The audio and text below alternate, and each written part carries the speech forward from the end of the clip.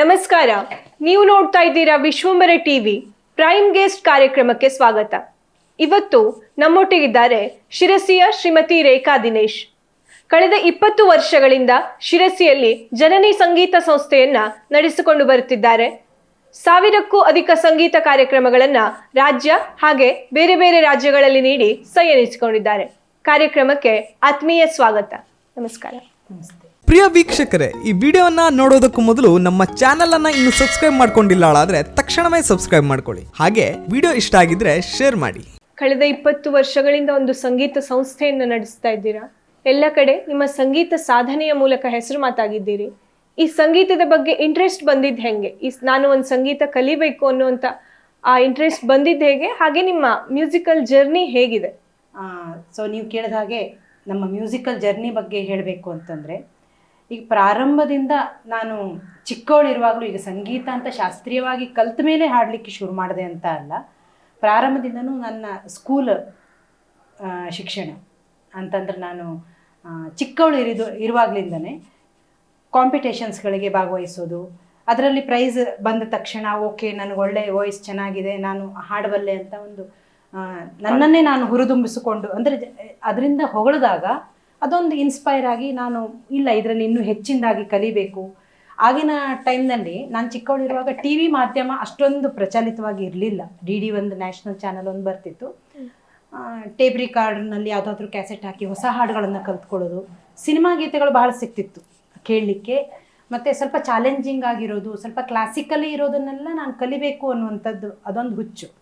ಹೊಸ ಹೊಸ ರೀತಿಯ ಚಾಲೆಂಜಿಂಗ್ ಸಾಂಗ್ಗಳನ್ನು ಕಲಿತು ಯಾವುದಾದ್ರೂ ಕಾಂಪಿಟೇಷನ್ಸ್ಗಳಿಗೆ ಹಾಡೋದು, ಅದರಲ್ಲಿ ಪ್ರೈಸ್ ಬಂದ ತಕ್ಷಣ ಇನ್ನೂ ಹೆಚ್ಚಿನ ಕಷ್ಟವಾಗಿರುವಂಥ ಹಾಡುಗಳನ್ನು ಆಯ್ಕೆ ಮಾಡ್ಕೊಂಡು ಕಲಿಯೋದು, ಈ ರೀತಿಯಾಗಿ ನನ್ನ ಸಂಗೀತದ ಬಗ್ಗೆ ಒಲವು ಹೆಚ್ಚಾಯಿತು.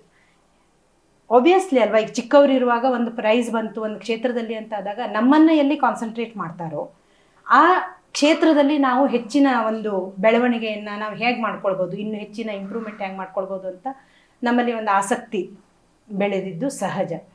ಅದಕ್ಕೆ ತಕ್ಕ ಹಾಗೆ ನನ್ನ ಹೈಸ್ಕೂಲ್ ಶಿಕ್ಷಣ ಪ್ರಾರಂಭವಾದಾಗ ನಮ್ಮ ಹೈಸ್ಕೂಲ್ನಲ್ಲಿ ಗಣಪತಿ ಭಟ್ ಹಾಸಣಗಿ ಅಂತ ನಮ್ಮ ತಾಯಿ ಮನೆ ಹತ್ರ, ನಮ್ಮ ತವರು ಮನೆ ಮಂಚಿಕೇರಿ, ಅವರು ಹಾಸಣಗಿ ಗಣಪತಿ ಭಟ್ ಅವರು ಹೈಸ್ಕೂಲ್ನಲ್ಲಿ ಒಂದು RP ಅಸುಂಡಿ ಅಂತ ಒಬ್ಬರು ಉತ್ತರ ಕರ್ನಾಟಕದ ಒಬ್ಬರು ಗಾಯಕರಿದ್ದಾರೆ. ಅವರಿಗೆ ಒಂದು ಸಂಗೀತ ಶಿಕ್ಷಣವನ್ನು ಬೇಸಿಕ್ ಯಾರಿಗೆ ಇಂಟ್ರೆಸ್ಟ್ ಇದೆ ನೀವು ನೋಡಿ ಆಯ್ಕೆ ಮಾಡಿ ಒಂದಿಷ್ಟು ಜನರಿಗೆ ಕಲಿಸ್ರಿ ಅಂಥೇಳಿ ಅಪಾಯಿಂಟ್ ಮಾಡಿದ್ರು.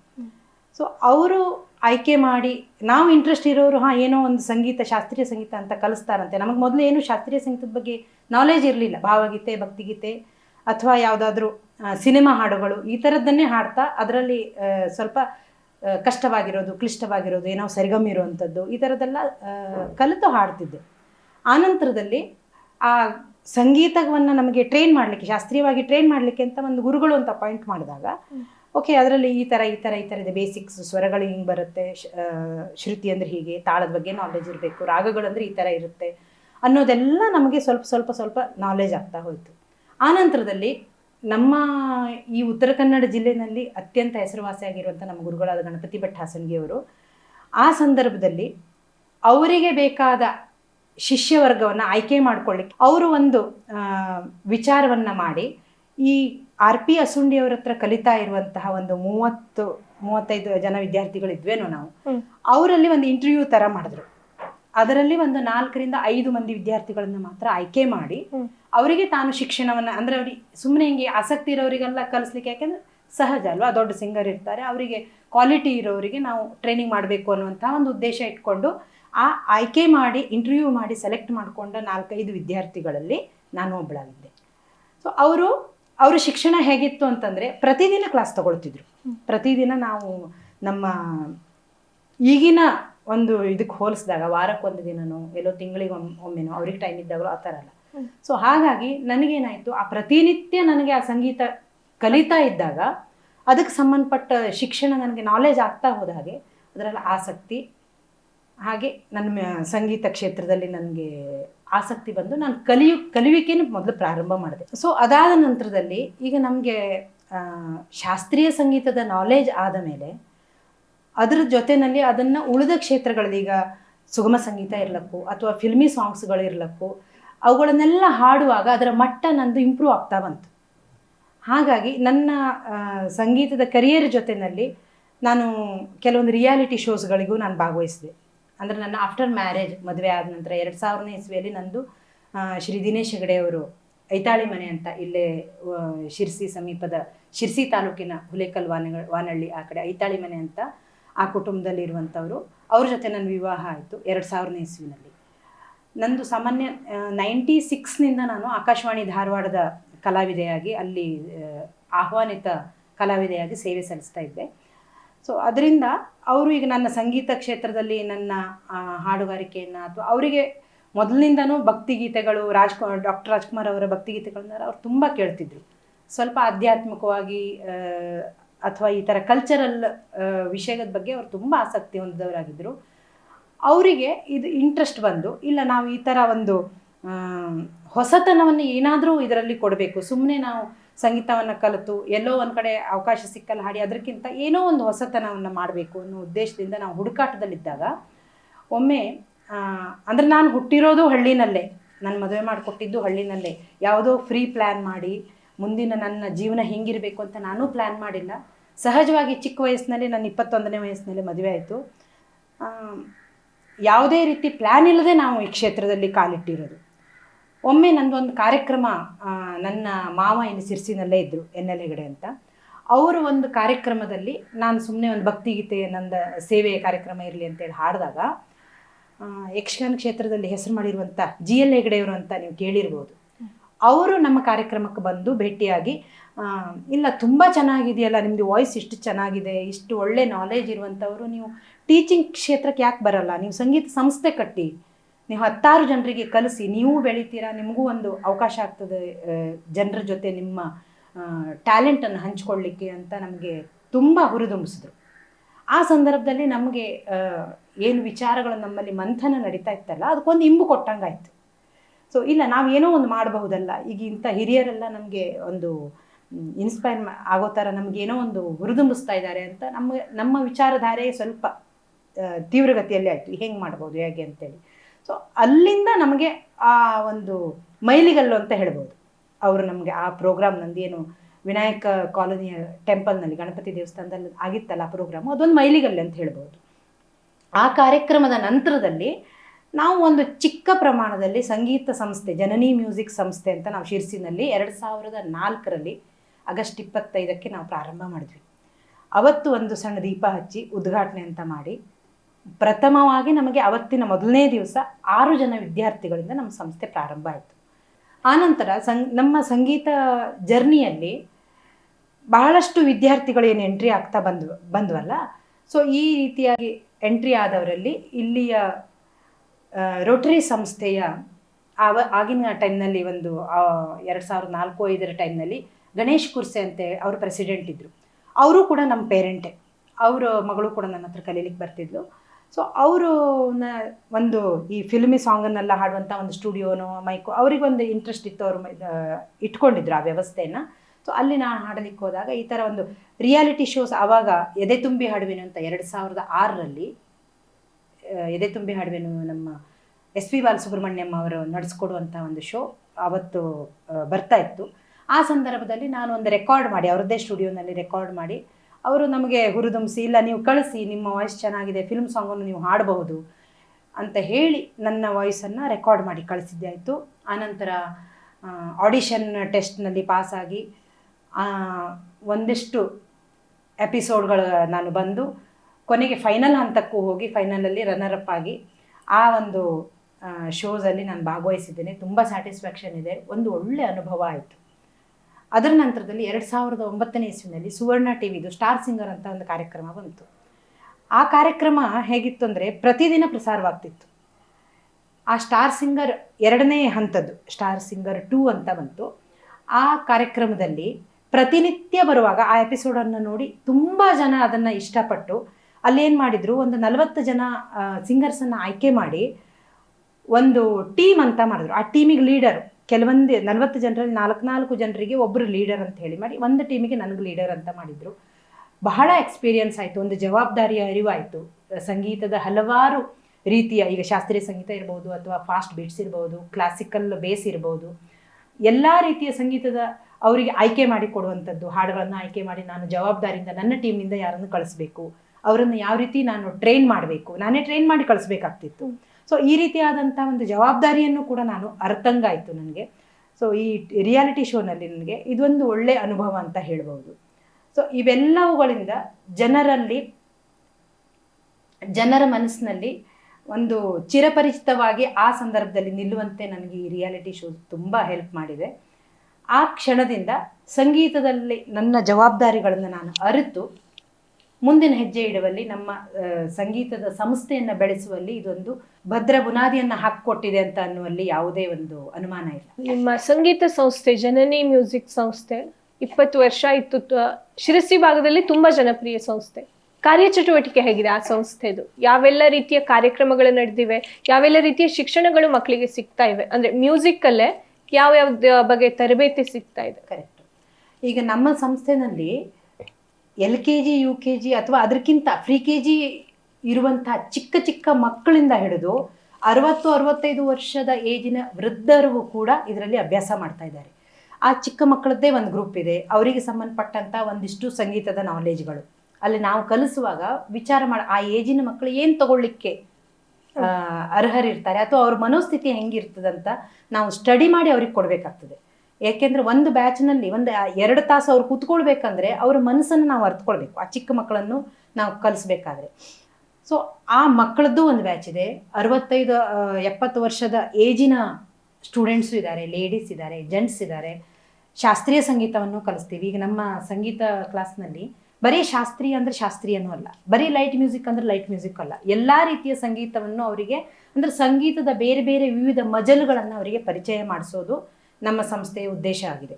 ಕಾರಣ ಏನು ಅಂತಂದರೆ ಸಂಗೀತ ಅಂದರೆ ನಾವು ಯಾವಾಗಲೂ ಏಕಮುಖಿಯಾಗಿ ನೋಡ್ಲಿಕ್ಕೆ ಆಗೋದಿಲ್ಲ. ಸಂಗೀತದಲ್ಲಿ ಬಹಳಷ್ಟು ವಿವಿಧತೆಗಳಿವೆ. ಇವತ್ತು ಜನರಿಗೆಲ್ಲರಿಗೂ ಬಹಳ ಬೇಗ ಮುಟ್ಟೋದು ಅಂತಂದರೆ ಸಿನಿಮಾ ಸಂಗೀತ. ಆದರೆ ಆ ಸಿನಿಮಾ ಸಂಗೀತದ ಹಿನ್ನೆಲೆ ಏನಿದೆಯಲ್ಲ, ಅಂದರೆ ಅದನ್ನು ಗಿಟ್ಸ್ಕೊಳ್ಳೋದು ಎಲ್ಲರೂ ಅಂದ್ಕೊಳ್ತಾರೆ ತುಂಬ ಈಸಿ ಏನೋ, ಎಲ್ಲರೂ ಹಾಡಬಹುದೇನೋ ಅಂತ. ಆದರೆ ಸಮರ್ಥವಾಗಿ ಅದನ್ನು ನಿಭಾಯಿಸಬೇಕಾದ್ರೆ ಶಾಸ್ತ್ರೀಯ ಸಂಗೀತದ ಬುನಾದಿ ಇಲ್ಲ ಅಂತಂದರೆ ನೀವು ಸಿನಿಮಾ ಸಂಗೀತವನ್ನು ಕೂಡ ಎಫೆಕ್ಟಿವ್ ಆಗಿ ಸರಿಯಾಗಿ ಶ್ರುತಿಬದ್ಧವಾಗಿ ಆ ಟ್ರ್ಯಾಕಿಗೆ ಸರಿಯಾಗಿ ತಾಳಕ್ಕೆ ಸರಿಯಾಗಿ ಹಾಡಲಿಕ್ಕೆ ಸಾಧ್ಯತೆಯೇ ಇಲ್ಲ. ಯಾಕೆಂದರೆ ವಾಯ್ಸ್ ಕಲ್ಚರ್ ಅನ್ನೋದು ತುಂಬ ಮುಖ್ಯ. ಧ್ವನಿಯನ್ನು ಒಂದು ಕಲ್ಚರ್ ಮಾಡಿಲ್ಲ ಅಂತಂದರೆ ಸಿನಿಮಾ ಸಂಗೀತವನ್ನು ಕೂಡ ಇವತ್ತು ಸರಿಯಾಗಿ ಹಾಡಲಿಕ್ಕೆ ಸಾಧ್ಯನೇ ಇಲ್ಲ. ಸೊ ಹಾಗಾಗಿ ನಮ್ಮ ಸಂಸ್ಥೆಯಲ್ಲಿ ಆ ಚಿಕ್ಕ ಮಕ್ಕಳ ಗ್ರೂಪ್ ಇದೆಯಲ್ಲ, ಅವರಿಗೆ ಅವ್ರ ಸ್ಕೂಲ್ಗಳಲ್ಲಿ ಯಾವುದೋ ದೇಶಭಕ್ತಿ ಗೀತೆಗಳು, ವಚನ, ದಾಸರ ಪದ ಅಥವಾ ಈ ರೀತಿಯ ಕಾಂಪಿಟೇಷನ್ಸ್ಗಳೆಲ್ಲ ನಡೆಯುತ್ತಲ್ಲ, ಅದಕ್ಕೆ ಸಂಬಂಧಪಟ್ಟಿರೋ ಹಾಡುಗಳನ್ನು ಹೆಚ್ಚಾಗಿ ಕಾನ್ಸಂಟ್ರೇಟ್ ಮಾಡಿ ನಾನು ತಗೊಳ್ತೀನಿ. ಜೊತೆಯಲ್ಲಿ ನಾನು ಶಾಸ್ತ್ರೀಯ ಸಂಗೀತದ ಅರಿವನ್ನು ಅವರಿಗೆ ಕೊಡ್ತೀನಿ. ಸ್ವರಗಳು ಅಂದರೆ ಏನು, ರಾಗ ಅಂತ ಅಂದರೆ ಏನು, ಆ ರಾಗವನ್ನು ಸ್ವರವನ್ನು ತಾಳಬದ್ಧವಾಗಿ ನಾವು ಯಾವ ರೀತಿ ಹಾಡಬೇಕು ಅನ್ನುವಂಥ ಒಂದು ಬೇಸಿಕ್ಕನ್ನು ಅವರಿಗೆ ಹಾಕ್ಕೊಟ್ರೆ ಮಾತ್ರ ಅವರು ಆ ಒಂದು ಹಂತದಿಂದ ಮುಂದಿನ ಹಂತಕ್ಕೆ ಕಾಲಿಡಲಿಕ್ಕೆ ಸಾಧ್ಯ. ನಾವು ಸೀರಿಯಸ್ ಆಗಿ ಬರೀ ಅದನ್ನೇ ಕಲಿಸ್ಕೊಡ್ತೀವಿ ಅಂತ ಅಂದರೆ ಶಾಸ್ತ್ರೀಯ ಸಂಗೀತದಲ್ಲಿ ಮುಂದುವರಿಲಿಕ್ಕೆ ಅವರು ಮನಸ್ಸು ಮಾಡಲ್ಲ. ಅವರ ಮನಸ್ಸು ಹೇಗಿದೆ ಅಂತ ಆ ಥ್ರೂನೇ ಹೋಗಿ ಅವರಿಗೆ ಶಾಸ್ತ್ರೀಯ ಸಂಗೀತದಲ್ಲಿ ಇಂಟ್ರೆಸ್ಟನ್ನು ನಾವು ತರಬೇಕಾಗ್ತದೆ. ಸೊ ಈ ಕೆಲಸವನ್ನು ಚಿಕ್ಕ ಮಕ್ಕಳಿಗೆ ನಾವು ಮಾಡ್ತಾ ಇದ್ದೀವಿ. ಸ್ವಲ್ಪ ನಾಲೆಜ್ ಇರುವಂಥವರು ಅಥವಾ ಸ್ವಲ್ಪ ದೊಡ್ಡವರಾದವರು ಆಟೋಮೆಟಿಕ್ಲಿ ಅದ್ರ ಬಗ್ಗೆ ಐಡಿಯಾ ಗೊತ್ತಿರುತ್ತೆ ಅವರಿಗೆ. ಸೊ ಅವರೇನು ಮಾಡ್ತಾರೆ, ಈ ಶಾಸ್ತ್ರೀಯ ಸಂಗೀತವನ್ನು ಅರಿತು ಅದನ್ನು ಕಲಿತ್ಕೊಂಡು ಒಂದು ಏಜ್ ಲಿಮಿಟ್ ಅಂತ ಇದೆ, ಒಂದು ಎಕ್ಸಾಮ್ಸನ್ನು ಎದುರಿಸಲಿಕ್ಕೆ ನಾವು ಸಂಗೀತದ ಎಕ್ಸಾಮ್ಸನ್ನು ಮಕ್ಕಳಿಗೆ ಕೂರಿಸ್ತಾ ಇದ್ದೀವಿ. ಈಗ ಕರ್ನಾಟಕ SSLC ಬೋರ್ಡ್ ನಡೆಸ್ತಿತ್ತು ಇಷ್ಟು ವರ್ಷ. ಈಗ ಗಂಗೂಬಾಯಿ ಹಾನಗಲ್ ಮ್ಯೂಸಿಕ್ ಯೂನಿವರ್ಸಿಟಿ ಅದನ್ನು ಹ್ಯಾಂಡ್ ಓವರ್ ಮಾಡ್ಕೊಂಡಿದೆ. ಸೊ ಈ ರೀತಿಯ ಜೂನಿಯರ್ ಸೀನಿಯರ್ ವಿದ್ವತ್ ಅಂತ ನಮ್ಮ ಕರ್ನಾಟಕ ಇದರಲ್ಲಿ ರಾಜ್ಯದಲ್ಲಿ ಎಕ್ಸಾಮ್ಸ್ ನಡೆಯುತ್ತೆ. ಸಂಗೀತ ಅಥವಾ ಯಾವುದೇ ಒಂದು ಲಲಿತ ಕಲೆಗಳ ಪ್ರಕಾರಕ್ಕೆ ಒಂದಿಷ್ಟು ಸಿಲೆಬಸ್ ಅಂತ ಮಾಡಿ ಎಕ್ಸಾಮ್ಸನ್ನು ನಡೆಸುತ್ತೆ. ಸೊ ಮಕ್ಕಳಿಗೆ ಆ ರೀತಿಯಾದ ಸಿಲೆಬಸ್ಸನ್ನು ನಾವು ಕಲಿಸಿ ಬಹಳಷ್ಟು ಮಕ್ಕಳಿಗೆ ಇವತ್ತು ನಾವು ಎಕ್ಸಾಮ್ಸನ್ನು ಕೂರಿಸಿ ಜೂನಿಯರ್ ಸೀನಿಯರ್ ವಿದ್ವತ್ತನ್ನು ಅವರು ಬಹಳಷ್ಟು ಜನ ಉನ್ನತ ಗ್ರೇಡ್ನಲ್ಲೇ ಪಾಸಾಗಿ ಸೆಂಟ್ರಿಗೂ ಫಸ್ಟ್ ಬಹಳ ಸಲ ಬಂದಿದ್ದಾರೆ. ಜೂನಿಯರ್ ಮತ್ತು ಸೀನಿಯರ್ ಹಂತದಲ್ಲೂ ಕೂಡ ಸೆಂಟ್ರಿಗೂ ಫಸ್ಟು ಸೆಕೆಂಡು ರ್ಯಾಂಕ್ಗಳನ್ನು ತೊಗೊಂಡಿದ್ದಾರೆ. ಸೊ ಈ ರೀತಿಯಲ್ಲಿ ನಮ್ಮ ಸಂಗೀತದ ಜರ್ನಿ ನಡೀತಾ ಇದೆ. ಸೊ ನಂತರದಲ್ಲಿ ಪ್ರತಿ ವರ್ಷವೂ ನಾವು ಮಕ್ಕಳಿಗೆ ಸ್ಟೇಜ್ ಫಿಯರನ್ನು ಹೋಗಲಾಡಿಸುವ ಸಲುವಾಗಿ ಬಹಳಷ್ಟು ಕಾರ್ಯಕ್ರಮವನ್ನು ನಾವು ಹಮ್ಮಿಕೊಳ್ತೇವೆ. ಅಂದರೆ ವರ್ಷದಲ್ಲಿ ಒಂದು ವಾರ್ಷಿಕೋತ್ಸವ ಅನ್ನುವಂಥ ಒಂದು ಕಾರ್ಯಕ್ರಮವನ್ನಂತೂ ಮಾಡೇ ಮಾಡ್ತೀವಿ. ಅದ್ರ ಜೊತೆಯಲ್ಲಿ ಕೃಷ್ಣಾಷ್ಟಮಿ ಸಂದರ್ಭದಲ್ಲಿ ಶ್ರೀಕೃಷ್ಣ ಗಾನಾಮೃತ ಅಂತ ಹೇಳಿ ನಾವು ಮಾಡ್ತೀವಿ. ರಾಮನ ಪ್ರತಿಷ್ಠಾಪನೆ ಆಯ್ತಲ್ಲ ಮೊನ್ನೆ ಹೋದ ವರ್ಷ ಜನವರಿ 22. ಸೊ ಆವಾಗ ನಾವು ಶ್ರೀರಾಮನ ಬಗ್ಗಾಗಿ ಒಂದು ಭಜನ್ಮಾಲಾ ಅಂತ ಕಾರ್ಯಕ್ರಮವನ್ನು ಕೂಡ ನಾವು ಹಮ್ಮಿಕೊಂಡಿದ್ವಿ. ಬಹಳ ಯೂನಿಕ್ ಆಗಿ ಪ್ರೋಗ್ರಾಮ್ ಆರ್ಗನೈಸ್ ಆಗಿದ್ವಿ ನಮ್ಮ ಸಂಸ್ಥೆಯಿಂದ. ಒಂದು ಡ್ರೆಸ್ ಕೋಡನ್ನು ಮಾಡಿ ಅದಕ್ಕೆ ಸಂಬಂಧಪಟ್ಟಂಥ ರಾಮನ ಭಜನೆಗಳನ್ನು ಆಯ್ಕೆ ಮಾಡಿ ತುಂಬ ಅದ್ಧೂರಿಯಾಗಿ ಬಹಳ ಚೆನ್ನಾಗಿ ಮೂಡಿ ಬಂತು. ಸೊ ಅದರ ನಂತರದಲ್ಲಿ ಸಿನಿಮಾ ಗೀತೆಗಳನ್ನು ಕಲಿಸಿ ಎದೆ ತುಂಬಿ ಹಾಡುವೆನು ಅಂತ ಅದನ್ನು ಒಂದು ನಾವು ಪ್ರೋಗ್ರಾಮ್ ಮಾಡ್ತೀವಿ. ಈಗ ಮೊನ್ನೆ ಶಿವರಾತ್ರಿನಲ್ಲೂ ಕೂಡ ನಾವು ಶಿವೋತ್ಸವ ಅನ್ನುವಂಥ ಒಂದು ಕಾರ್ಯಕ್ರಮವನ್ನು ನಮ್ಮ ಸಂಸ್ಥೆಯಿಂದ ಹಮ್ಮಿಕೊಂಡಿದ್ವಿ. ಅದು ಕೂಡ ತುಂಬ ಯಶಸ್ವಿಯಾಗಿ ಮೂಡಿಬಂತು. ಸೊ ಈ ರೀತಿಯಾಗಿ ಒಂದು 5-6 ರೀತಿಯಲ್ಲಿ ಮಕ್ಕಳಿಗೆ ಹಲವಾರು ರೀತಿಯ ಒಂದು ಸಾಂಗ್ಗಳನ್ನು, ಹಲವಾರು ರೀತಿಯ ಹಾಡುಗಳನ್ನು ನಾವು ಟ್ರೈನಿಂಗ್ ಕೊಟ್ಟು ಅವರಿಗೆ ವೇದಿಕೆಯನ್ನು ಕಲ್ಪಿಸಿ ಒಂದು ಸ್ಟೇಜ್ ಫಿಯರ್ ಅನ್ನೋದನ್ನು ಹೋಗಲಾಡಿಸೋದಕ್ಕೋಸ್ಕರ ಒಂದು ಕಾರ್ಯಕ್ರಮವನ್ನು ಹಮ್ಮಿಕೊಳ್ತಾ ಇದ್ದೀವಿ. ಪ್ರತಿ ವರ್ಷವೂ ಕೂಡ ಈ ರೀತಿಯಾದ ಕಾರ್ಯಕ್ರಮವನ್ನು ನಾವು ಹಮ್ಮಿಕೊಳ್ತಾ ಇರ್ತೇವೆ. ಸಂಗೀತ ಸಾಧನೆ, ನೀವು ಹೇಳಿದ್ರಿ ವಾಯ್ಸ್ ಕಲ್ಚರ್ ಬೇಕೇ ಬೇಕು ಅಂತ. ಧ್ವನಿ ಚೆನ್ನಾಗಿರುತ್ತೆ, ಆದರೆ ವಾಯ್ಸ್ ಕಲ್ಚರ್ ಇಲ್ಲ ಅಂದ್ರೆ ಸಾಧನೆ ಮಾಡೋಕ್ಕಾಗಲ್ಲ. ಹಾಗಾಗಿ ಗುರುವಿನ ಮಾರ್ಗದರ್ಶನ ವೆರಿ ಇಂಪಾರ್ಟೆಂಟ್. ನಿಮ್ಮ ಯಾವ್ಯಾವ ಗುರುಗಳ ಹತ್ರ ಶಿಕ್ಷಣ ಪಡೆದ್ರಿ? ನಿಮ್ಮ ಗುರುವೃಂದದ ಪರಿಚಯ ಮಾಡ್ಕೊಳ್ಳಿ. ಖಂಡಿತ. ನಾನು ನಿಮಗೆ ಈಗಾಗಲೇ ತಿಳಿಸಿದ ಹಾಗೆ ಮೊದಲು ನಾನು ಸಂಗೀತ ಕ್ಷೇತ್ರದಲ್ಲಿ ಹೆಜ್ಜೆ ಇಟ್ಟಾಗ RP ಅಸುಂಡಿ ಅಂತ ಒಬ್ಬರು ಸಂಗೀತ ಶಿಕ್ಷಕರನ್ನ ಗಣಪತಿ ಭಟ್ ಹಾಸಂಗಿಯವರು ನೇಮಿಸಿದ್ರು. ಅವರ ನಂತರದಲ್ಲಿ ಆ 5 ಜನ ವಿದ್ಯಾರ್ಥಿಗಳನ್ನು ಅವರು ಇಂಟರ್ವ್ಯೂ ಮೂಲಕ ಆಯ್ಕೆ ಮಾಡಿಕೊಂಡು ಏನು ತಾನು ಕಲಿಸ್ಬೇಕು ಅಂತ ನಿರ್ಧಾರ ಮಾಡಿದ್ರಲ್ಲ, ಆವಾಗ ನಾನು ಗಣಪತಿ ಭಟ್ ಹಾಸಣಗಿಯವರ ಹತ್ರ ಕಲಿಯಲಿಕ್ಕೆ ನನ್ನ ಪ್ರಾರಂಭವನ್ನು ಮಾಡಿದೆ, ಸಂಗೀತದ ಕಲಿಯುವಿಕೆಯನ್ನು ಪ್ರಾರಂಭ ಮಾಡಿ. ಸೊ ಪಂಡಿತ್ ಗಣಪತಿ ಭಟ್ ಹಾಸಣಗಿಯವರು ನಾಡು ಕಂಡಂಥ ಒಂದು ಉತ್ತಮ ಒಂದು ಶ್ರೇಷ್ಠ ಗಾಯಕರು. ಹಿಂದೂಸ್ತಾನಿ ಕ್ಷೇತ್ರದಲ್ಲಿ ಅವರು ಕೊಡುಗೆ ತುಂಬ ಅಪಾರವಾಗಿದೆ. ನಮ್ಮಂಥ ಬಹಳಷ್ಟು ಶಿಷ್ಯ ವರ್ಗವನ್ನ ಅವರು ಸೃಷ್ಟಿ ಮಾಡಿದ್ದಾರೆ. ಅದರಲ್ಲೂ ಯಾವುದೇ ರೀತಿಯ ಫೀಸನ್ನು ನಮ್ಮಿಂದ ತಗೊಳ್ಳದೇನೆ ಫ್ರೀಯಾಗಿ ನಮಗೆ ಸಂಗೀತ ಶಿಕ್ಷಣವನ್ನು ಪ್ರತಿನಿತ್ಯ ಹೇಳ್ಕೊಡ್ತಿದ್ರು. ಸಂಗೀತದ ಜೊತೆ ಅವರ ವಿಶೇಷತೆ ಏನಿದೆ ಅಂತಂದರೆ, ಸಂಗೀತದ ಜೊತೆಗೆ ಅವರು ಬಹಳಷ್ಟು ಆಧ್ಯಾತ್ಮಿಕವಾಗಿ ಸಮಾಜದಲ್ಲಿರುವಂಥ ಯಾವುದೋ ಒಂದಿಷ್ಟು ವಿಷಯದ ನಾಲೆಜನ್ನು ಕೂಡ ನಮಗೆ ಕೊಡ್ತಿದ್ರು. ಅವರಿಗೆ ಒಮ್ಮೊಮ್ಮೆ ಮೂಡು ಬಂತಂದರೆ ಒಂದೊಂದು ತಾಸುಗಟ್ಟಲೆ ಅವರು ಅದರ ಬಗ್ಗೆ ಪ್ರವಚನ ಥರ ನಮಗೊಂದಿಷ್ಟು ನಾಲೆಜನ್ನು, ನಮಗೆ ಇನ್ಸ್ಪೈರ್ ಆಗುವಂಥ ಒಂದಿಷ್ಟು ವಿಷಯವನ್ನು, ಒಂದಿಷ್ಟು ಕಲ್ಚರ್ ಅಂದರೆ ಏನು, ಸಂಸ್ಕಾರ ಅಂದ್ರೆ ಏನು, ಸಂಗೀತದ ಉದ್ದೇಶ, ಸಂಗೀತವನ್ನು ಕಲಿಯುವ ಉದ್ದೇಶ, ಅದರ ಬಗ್ಗೆ ಎಲ್ಲ ಬಹಳಷ್ಟು ಮಾತಾಡಿ ಮಾತಿನ ಮೂಲಕ ನಮ್ಮ ತಲೆಯೊಳಗೆ ಒಂದಿಷ್ಟು ಸಂಸ್ಕಾರವನ್ನು ಬಿತ್ತುವಲ್ಲಿ ಅವರು ಗುರುಗಳಾಗಿ ಅವ್ರ ಜಾಗದಲ್ಲಿ ಬಹಳ ಒಳ್ಳೆಯ ಕೆಲಸವನ್ನು ಮಾಡಿದ್ದಾರೆ ಅಂತ ಈ ಸಂದರ್ಭದಲ್ಲಿ ನಾನು ನೆನಪು ಮಾಡ್ಕೊಳ್ತೇನೆ. ಯಾಕೆಂದರೆ ಅದೇ ಒಂದು ಇನ್ಸ್ಪಿರೇಷನ್ ಅಂತ ನಾವು ಹೇಳ್ಬೋದು. ಅದು ನನಗೆ ಇವತ್ತಿಗೂ ಕೂಡ ಮಕ್ಕಳಲ್ಲಿ ಸಂಗೀತವನ್ನು ಕಲಿಸೋದ್ರ ಜೊತೆಗೆ ನಮ್ಮ ಸಂಸ್ಕಾರವನ್ನು ಹೇಗೆ ಇಟ್ಕೊಂಡು ಹೋಗಬೇಕು, ಒಂದು ಸಂಸ್ಕೃತಿಯನ್ನು ಹೆಂಗೆ ಬೆಳೆಸ್ಕೊಂಡು ಹೋಗಬೇಕು. ಸಂಗೀತ ಹೇಳುವುದು ಒಂದು ಕಲ್ಚರ್, ಸಂಗೀತ ಅನ್ನೋದು ಬರೀ ಒಂದು ಕಲೆ ಅಲ್ಲ, ಒಂದು ಮನೆಯ ಒಂದು ಕಲ್ಚರ್.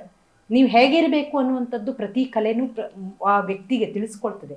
ನಿಮ್ಮ ವ್ಯಕ್ತಿತ್ವವನ್ನು ಹೆಂಗೆ ವಿಕಸನ ಮಾಡ್ಕೊಳ್ಬೇಕು ಅನ್ನೋದನ್ನು ಪ್ರತಿಯೊಬ್ಬ ವ್ಯಕ್ತಿಗೂ ಕಲೆ ಅನ್ನೋದು ಅವನ ಜೀವನದಲ್ಲಿ ನಾವು ಇಟ್ಕೊಳ್ಬೇಕು ಅಂತ ನಾವು ಹೇಗೆ ಹೇಳ್ತೀವಲ್ಲ, ಅದರ ಕಾರಣ ಏನು ಅಂತಂದರೆ, ಕಲೆಯನ್ನು ನಮ್ಮ ಜೀವನದಲ್ಲಿ ನಾವು ರೂಢಿಸಿಕೊಂಡಾಗ ಆ ವ್ಯಕ್ತಿಗೆ ಒಂದು ಕಲ್ಚರನ್ನು ಕೊಡ್ತಾ ಹೋಗ್ತದೆ. ಒಂದು ಅವರ ವ್ಯಕ್ತಿತ್ವ ವಿಕಸನಕ್ಕೆ ಕಲೆ ಅನ್ನೋದು ತುಂಬ ಒಂದು ಹೆಲ್ಪ್ ಮಾಡುತ್ತೆ, ಒಂದು ಸಹಾಯ ಮಾಡುತ್ತೆ ಅಂತ ಈ ಸಂದರ್ಭದಲ್ಲಿ ಹೇಳ್ಬೋದು. ಪಂಡಿತ್ ಗಣಪತಿ ಭಟ್ ಹಾಸಂಗಿಯವ್ರ ಹತ್ರ ನಾನು ಕಲಿತ ನಂತರದಲ್ಲಿ ನನ್ನ ಆಫ್ಟರ್ ಮ್ಯಾರೇಜ್ ನನಗೇನಾಯಿತು, ನಾನು ಒಂದು 5 ವರ್ಷ 6 ವರ್ಷ ಅವ್ರ ಹತ್ರ ಗಣಪತಿ ಭಟ್ ಹಾಸಂಗಿಯವ್ರ ಹತ್ರ 6 ವರ್ಷ ಕಲ್ತಿದ್ದೀನಿ. ಆದರೆ ಈ 6 ವರ್ಷ ಈಗಿನ ಒಂದು 12 ವರ್ಷ 15 ವರ್ಷಕ್ಕೆ ಸಮ ಅಂತ ಹೇಳ್ಬೋದು. ಯಾಕೆಂದರೆ ನಾವು ಪ್ರತಿನಿತ್ಯ ಹೋಗ್ತಿದ್ವಿ. ಪ್ರತಿನಿತ್ಯ ಒಂದು 3 ಗಂಟೆಗೆ ನಾನು ಹೋದರೆ ಒಂದು 6 ಗಂಟೆವರೆಗೆ ಒಬ್ಬಳಿಗೆ ಅವ್ರಿಗೆ ಸಂಗೀತವನ್ನು ತೊಗೊಳ್ತಿದ್ವಿ. ನಾವು ಒಬ್ಬಳೇ ಹಾಡಿದ್ರೆ ಒಬ್ಬಳೇ ಕುತ್ಕೊಂಡು ನನಗೆ ಆ ಸಂದರ್ಭದಲ್ಲಿ ಎಷ್ಟು ಕಲಿಸ್ಲಿಕ್ಕೆ ಸಾಧ್ಯವೋ ಅಷ್ಟು ಪ್ರೀತಿಯಿಂದ ತುಂಬ ಚೆನ್ನಾಗಿ ಕಲಿಸ್ಕೊಟ್ಟಿದ್ದಾರೆ. ಅದರ ಸಂಗೀತವನ್ನು ನನಗೆ ಧಾರೆ ಎರೆದಿದ್ದಾರೆ ಪ್ರೀತಿಯಿಂದ ಅಂತ ನಾನು ಹೇಳಲಿಕ್ಕೆ ಇಷ್ಟಪಡ್ತೀನಿ. ನಂತರದಲ್ಲಿ ಅವರೇ ನನಗೆ ಸಂಗೀತ ಕ್ಷೇತ್ರದಲ್ಲಿ ಬೇರೆ ಬೇರೆ ಘರಾನಗಳು ಅಂತ ಬರ್ತವೆ. ಘರಾನ ಅಂತಂದರೆ ಮನೆತನ. ಬೇರೆ ಬೇರೆ ಮೊದಲಿನ ಕಾಲದಲ್ಲಿ ಏನಾಗ್ತಿತ್ತು, ಸಂಗೀತವನ್ನು ಒಂದು ಗುರು ಶಿಷ್ಯ ಪರಂಪರೆ ಮುಖಾಂತರ ಬಂದಿರುವಂಥದ್ದು ಈ ಸಂಗೀತ ಅನ್ನುವಂಥ ವಿದ್ಯೆ. ಸೊ ಗುರುಗಳ ಮುಖಾಂತರ ಏನು ಕಲಿತಿದ್ವಲ್ಲ, ಆ ಗುರು ಶಿಷ್ಯ ಪರಂಪರೆಯಲ್ಲಿ ಕಲಿತಂಥ ಈ ಸಂಗೀತ ಅವರು ಗುರುಗಳ ಹಾಡುವ ಶೈಲಿನಲ್ಲೇ ಮುಂದುವರ್ಸ್ಕೊಂಡು ಹೋಗಬೇಕು ಅಂತ ಇರ್ತಿತ್ತು. ಸೊ ಆ ಶೈಲಿಯನ್ನು ಅಡಾಪ್ಟ್ ಮಾಡಿಕೊಂಡು ಶಿಷ್ಯವರ್ಗ ಮುಂದುವರ್ಸ್ಕೊಂಡು ಹೋಗ್ತಿತ್ತು. ಈ ರೀತಿಯಾಗಿ ಮುಂದುವರೆದುಕೊಂಡು ಹೋಗುವಂಥ ಪದ್ಧತಿಗೆ ಘರಾನ ಅಂತ ಹೇಳ್ತೀವಿ. ಸೊ ಆ ಮನೆತನವನ್ನು ಅವರು, ಮನೆತನ ಅಂತಂದರೆ ಮೊದಲು ಮಾಧ್ಯಮಗಳಿರಲಿಲ್ಲ. ಈಗ ಇಂಟರ್ನೆಟ್ ಇದೆ, ನಿಮ್ಗೆ ಯೂಟ್ಯೂಬ್ನಲ್ಲಿ ಯಾವುದನ್ನೇ ಹೊಡೆದ್ರೂ ಸರ್ಚ್ ಮಾಡಿದ್ರೂ ನಿಮ್ಗೆ ಸಿಕ್ಬಿಡುತ್ತೆ. ಎಲ್ಲ ರೀತಿಯ ಶೈಲಿಯ ಗಾಯನವೂ ನಿಮಗೆ ಕೇಳಲಿಕ್ಕೆ ಸಿಕ್ಬಿಡುತ್ತೆ. ಆದರೆ ಆಗಿನ ಕಾಲದಲ್ಲಿ ನಮ್ಮ ಗುರುಗಳೇನು ಕಲಿಸ್ತಾರೋ ಏನು ಕೇಳಲಿಕ್ಕೆ ಅವರು ನಮಗೆ ರೆಕಮೆಂಡ್ ಮಾಡ್ತಾರೋ ಅದನ್ನು ಮಾತ್ರ ಕೇಳಿಕೊಂಡು, ಅದನ್ನು ಮಾತ್ರ ಕಲ್ತ್ಕೊಂಡು, ಅದನ್ನು ಮಾತ್ರ ಪ್ರಾಕ್ಟೀಸ್ ಮಾಡಿ ಶಿಷ್ಯವರ್ಗ ಮುಂದುವರ್ಸ್ಕೊಂಡು ಬರ್ತಿತ್ತು. ಸೊ ಈಗಿನ ಕಾಲದಲ್ಲಿ ಏನಾಗಿದೆ, ಎಲ್ಲವೂ ಅವಕಾಶ ಇದೆ. ಮೊದಲಿನ ಕಾಲದಲ್ಲಿ ಹಾಗೆ ಇರಲಿಲ್ಲ. ಗುರುಗಳು ಏನು ಹಾಕಿ ಕೊಡ್ತಿದ್ರು ಆ ಒಂದು ಮಾರ್ಗದರ್ಶನದಲ್ಲಿ ಹೋಗಬೇಕಾಗಿತ್ತು. ಗಣಪತಿ ಭಟ್ ಹಾಸಣಗಿಯವರು ಕಿರಾನಾ ಘರಾನ ಮತ್ತು ಗ್ವಾಲಿಯರ್ ಘರಾನ ಮಿಕ್ಸ್, ಆ ರೀತಿಯಲ್ಲಿ ಅವರು ಕಲಿಸಿದ್ದು. ಬೇರೆ ಘರಾನವನ್ನು ನೀವು ಸ್ಟಡಿ ಮಾಡಬೇಕು ಅಂತಂದ್ರೆ ನೀವು ಇಂಥವ್ರ ಹತ್ರ ಹೋಗ್ರಿ ಅಂತ ಒಂದು ಸಜೆಷನ್ ಅವರಿಂದ ಬಂತು ನನಗೆ. ಸೊ ಡಾಕ್ಟರ್ ಅಲ್ಕಾದೇವ್ ಮಾರೋಲ್ಕರ್ ಅಂತ ಹೇಳಿ ಅವಾಗ ಗೋವಾದಲ್ಲಿದ್ದರು. ಅವರು ತುಂಬ ಒಳ್ಳೆ ಆರ್ಟಿಸ್ಟು, ತುಂಬ ತುಂಬ ಒಳ್ಳೆ ಗುರುಗಳು ಕೂಡ. ಅವರು ಹೃದಯವಂತಿಕೆ ತುಂಬ ವಿಶಾಲವಾದದ್ದು, ಭಾಳ ಪ್ರೀತಿಯಿಂದ. ಅವರು ಜೈಪುರ್ ಘರಾನ ಅವರದ್ದು. ಸೊ ಹೊಸ ರೀತಿಯಾದಂಥ ಸಂಗೀತವನ್ನು ಕಲೀಲಿಕ್ಕೆ ನನಗೆ ಆ ಸಂದರ್ಭದಲ್ಲಿ ಒಂದು ಅವಕಾಶ ಸಿಕ್ತು. ಅಲ್ಕಾದೇವ್ ಮಾರೋಲ್ಕರ್ ಅವ್ರ ಹತ್ರ ನಾನು ಕಲಿತು ಒಂದು 4-5 ವರ್ಷ ಅವ್ರ ಹತ್ರನೂ ಕೂಡ ಕಲಿತೆ. 2009ರಿಂದ ನಾನು ಅವ್ರ ಹತ್ರ ಎಂಟ್ರಿ ಆದೆ. ಆ ನಂತರದಲ್ಲಿ ಸಂಗೀತದಲ್ಲಿ ಅಲಂಕಾರ ಅಂತ ಗಂಧರ್ವ ಮಹಾವಿದ್ಯಾಲಯ ನಡೆಸುತ್ತೆ. ಆ ಅಲಂಕಾರ ಎಕ್ಸಾಮನ್ನು ಕೂಡ ನಾನು ಅದರಲ್ಲಿ ಮುಗಿಸ್ಕೊಂಡೆ. ಒಂದು ಒಳ್ಳೆಯ ಅನುಭವ. ಈಗ ಎಕ್ಸಾಮ್ಸ್ಗಳನ್ನೆಲ್ಲ ನಾವು ತಗೊಳ್ಳುವಾಗ ನನಗೆ ಜವಾಬ್ದಾರಿ ಏನಿರುತ್ತೆ, ಸಂಗೀತ ಕ್ಷೇತ್ರದಲ್ಲಿ ಸಾಧನೆ ಮಾಡುವಂಥವ್ರ ಎಷ್ಟೋ ಹಳೆ ಕಲಾವಿದರುಗಳ ಬಗ್ಗೆ, ಸಂಗೀತ ಇರಲಿ, ತಾಳ ಇರಲಿ, ಅಥವಾ ಯಾವುದೋ ಇನ್ಸ್ಟ್ರೂಮೆಂಟ್ ಇರಲಿ, ಅಚೀವ್ ಮಾಡಿದಂಥವ್ರು, ಅವರ ಸ್ಟ್ರಗಲ್ಸ್ ಏನಿತ್ತು, ಎಷ್ಟು ಕಷ್ಟಪಟ್ಟು ಅವ್ರ ಮೇಲೆ ಬಂದರು ಅನ್ನೋದನ್ನೆಲ್ಲ ನಾವು ತಿಳ್ಕೊಂಡಾಗ, ಓ ನಮಗೆ ಇಷ್ಟೊಂದು ಅವಕಾಶಗಳಿದೆ, ಇಷ್ಟೊಂದು ಈಗ ಕಲೀಲಿಕ್ಕೆ ಅಥವಾ ನಮ್ಮದನ್ನು ಪ್ರಸ್ತುತಪಡಿಸಲಿಕ್ಕೆ ಮಾಧ್ಯಮಗಳೆಲ್ಲ ಸರಳವಾಗಿದೆ, ಈಗ ನಾವು ಹೆಂಗೆ ಬಳಸ್ಕೊಳ್ಬೋದು ಅಂತ ನಮಗಿರುವಂಥ ಒಂದು ಸೌಲಭ್ಯವನ್ನು ನೋಡಿ ಒಂದು ಪ್ರೌಡ್ ಆಗಲಿಕ್ಕೆ ಒಂದು ಅವಕಾಶ ಸಿಕ್ತು. ಈ ರೀತಿಯಾಗಿ ನಾವು ಎಕ್ಸಾಮ್ನೆಲ್ಲ ತಗೊಳ್ಳೇಬೇಕು. ನಿಜವಾಗಿ ಎಲ್ಲ ಸಂಗೀತ ಕಲಾವಿದರು ಕೂಡ ಒಂದಿಷ್ಟು ಪರೀಕ್ಷೆಗಳನ್ನು ಎದುರಿಸಿದಾಗ ಸ್ಟಡಿ ಮಾಡುವುದು ಅನಿವಾರ್ಯವಾಗ್ತದಲ್ಲ, ಆವಾಗ ನಾಲೆಜ್ ಹೆಚ್ಚಾಗೇ ಆಗಿರ್ತದೆ. ಸೊ ನಾನು ಗಣಪತಿ ಭಟ್ ಹಾಸಣಗಿಯವ್ರ ಹತ್ರ ಕಲಿಯುವಾಗ ಮ್ಯೂಸಿಕಲ್ಲಿ ವಿದ್ವತ್ ಮತ್ತು ನಾನು ಸಂಗೀತದ್ದು MA ಕೂಡ ಮುಗಿಸ್ಕೊಂಡೆ ಮ್ಯೂಸಿಕ್ ಇದರ ಯೂನಿವರ್ಸಿಟಿನಲ್ಲಿ. ಆನಂತರದಲ್ಲಿ ಅಲ್ಕಾದೇವ್ ಮಾರೋಲ್ಕರ್ ಅವ್ರ ಹತ್ರ ಅಲಂಕಾರ ಮುಗಿಸ್ಕೊಂಡೆ. ವೀಕ್ಷಕ ಮಹಾಪ್ರಭುಗಳೇ, ನಮ್ಮ ಚಾನಲ್ ಅನ್ನು ಸಬ್ಸ್ಕ್ರೈಬ್ ಮಾಡಿ, ಶೇರ್ ಮಾಡಿ, ಪ್ರೋತ್ಸಾಹಿಸಿ.